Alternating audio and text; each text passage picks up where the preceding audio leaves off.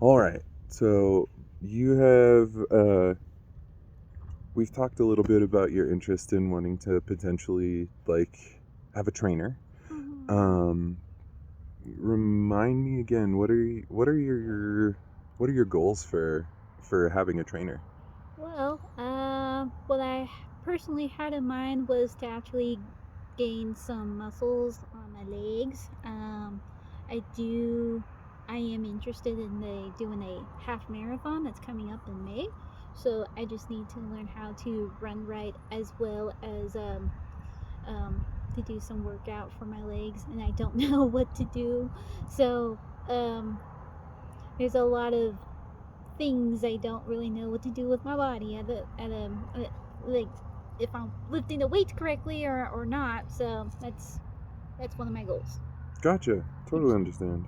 So you have a you said a half marathon in May, right? Mm, a half marathon. Nice. Yeah, Nice. I signed up, so um, I signed up and now I got to figure out how to do it. now I can't return. I can't be able to be like, no, okay, I don't really feel like it because I already bought the ticket. So There you go. Yeah.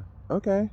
So your main goal is just to kind of have more explosive power in your legs. mhm. Um, are you doing any kind of working out right now?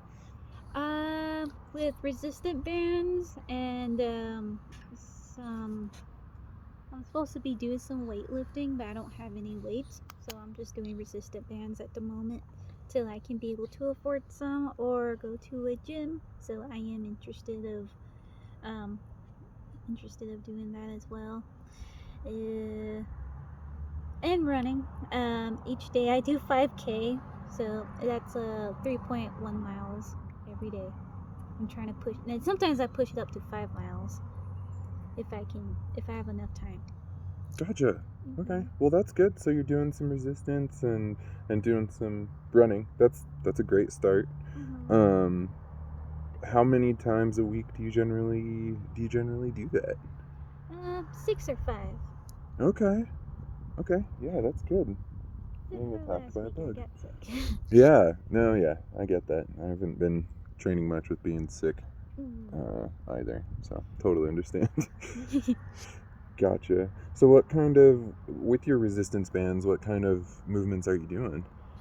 Mainly into building up my core and as well as building some muscle strength in my legs. My knees are. I notice when I run, they do hurt in certain areas. So I thought maybe if I pick up some weights, it'll actually help alleviate that. I started noticing that when it doesn't appear when I'm jogging for like if I hit 5 miles, that's when I start to notice it. But from running, just straight running, Hmm. um, that's when when I start to notice it right away. So I'm not too sure if I'm running correctly or incorrectly. So I thought maybe some weightlifting and some building up some strength in my legs could help resolve that. Okay. Gotcha. Yeah. Gotcha. Um. And Huh. I noticed my left leg is weaker than my other leg. So Oh, okay. mhm. Did you have an injury to that left leg that might have caused that? Um, well, I did get into a bike accident and I got 20 stitches on my ankle. And I got bit by a dog on that leg as well as the other leg. Goodness. um, um, I believe on my right leg I actually got 10 stitches on my knee, but that one seems to be fine. I don't Okay. know why, but it switches every now and then with my Okay. knee pain. But Okay. it could be a lot of factors. Right. It's mostly left leg. When you had the injury, did you have to use crutches for a while? Um, yeah. Okay. Okay. So that sometimes that can cause some um for your muscles on one side to push more than the other side, especially if you're, you know, Mm, um, same as like if you're limping, if you limp, Mhm. the muscles that you're trying to get moving aren't activating properly, and so other muscles take over, especially Mhm. in your in that case in your right leg. So that oftentimes is why you have kind of those inconsistencies in Yeah. strength between the two. So that could be part of that. Um, okay, that's good to know. As far as so what kind of things are you doing with your resistant band? Are like for your legs? What? Ooh. Well, I do some lunges. I do side by sides. Um, it's kind of hard for me to explain without having to do the whole workout routine. Yeah. So I have resistant bands around my ankles. So Okay. I go side by side, Okay. and then vice versa on the other side. I get on all fours, but I'd be on my knees. So I'll be doing donkey kicks to Okay. help build up the muscles at the back of my legs. Um, for my knees, I've been. It may be kind of weird, but I couldn't think of any other better way. But I have my backpacking pack filled out to 40 pounds. So I've been slowly getting on a treadmill and just taking my time with that by doing an incline to build up some knee strength. So that has somewhat of an improvement, but I don't do it for long periods. I just do it for 10 minutes and then I take it off. Okay. Yeah, so um, my boyfriend and I do have a goal in mind by next year to do the Colorado Trail.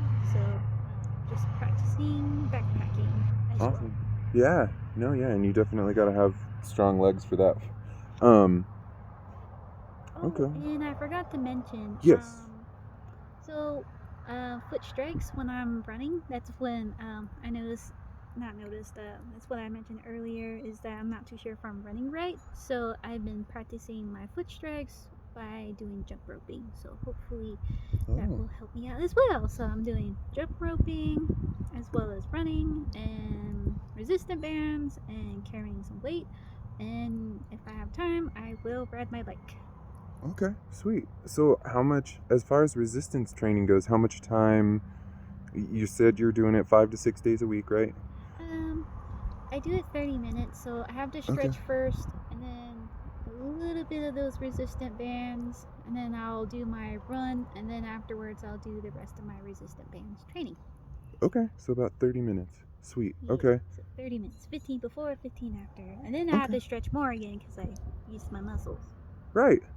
I Okay. know, it's a lot, so. No, and it totally is, but that's good that you're stretching. That's really important to Mhm. make sure that your muscles can still move because when Yeah. you force a lot of blood into them when you're working out, you got to be able to kind of Mhm. stretch them back out. Okay. Yeah, it takes for me to reach 5 miles. It takes me almost 2 hours. But that does not include the stretching and the resistant band training or anything like that. So Gotcha. running is a bit time consuming because I'm still slow. Gotcha. Which is fine. You got to work up to those higher speeds. Hmm. Um okay. So when you're 30 minutes. Um when do you normally train in the morning, evening? Evening. I'm not a Okay. morning person. I only have an hour to get ready for work. So. Gotcha. Totally gotcha. Okay. So like after work is when you generally train? Hmm. After Sweet. work.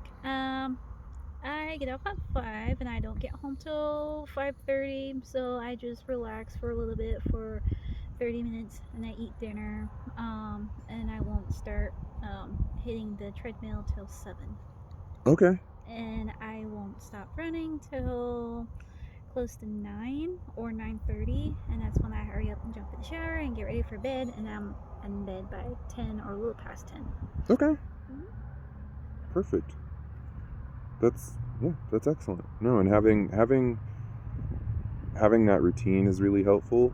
Um Yeah, I don't think I can work out in the morning because if I do that, I already have a routine set in my body. So yeah. if I do exercise in the morning, I would want to go to bed. I totally get that. And that's important to recognize those kinds of things because then you're able to say things like that and be Hmm. like, "No, I have this routine and this works." So, Yeah. I Yeah, do want to working out in the try. evening is no problem I at do all. want to try yoga, but Yeah. I gotta wake up early for that one.